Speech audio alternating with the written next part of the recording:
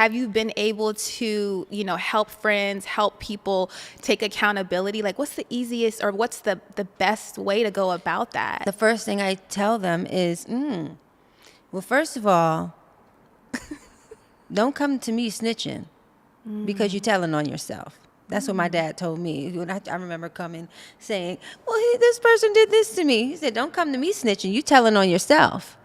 You're telling on your point of attraction, right? You're not off the hook, right? There's no victims here. Everything is vibrational resonance. Everything is either karmic or there's some reason why you're interfacing with this reflection of yourself, right? You can take ownership when it's great and say, oh, I attracted this into my life. Yeah. But when you attract something that you're not so happy with, you want to say, well, I didn't attract that. Well, no, you did. In the same way.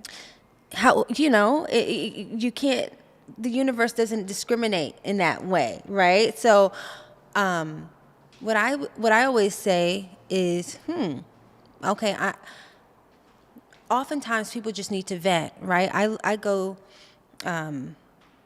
I'm going through my sister's program, who I've known for 20 years, Kenya K. Stevens.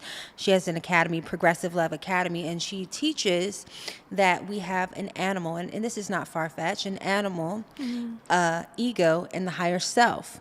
And sometimes the animal just needs to vent. And so when we have emotional intelligence, and you love your friends, it's like, okay, you need the space to vent. I'm going to let you vent, but the truth is, the ego will always lie and make up stories about what something is, and it's not the truth. So if your ego needs to vent, just know, go ahead, but I don't believe none of this.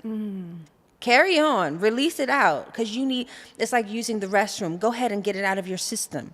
And then once it's out, then you feel better, and then you can welcome in the higher self.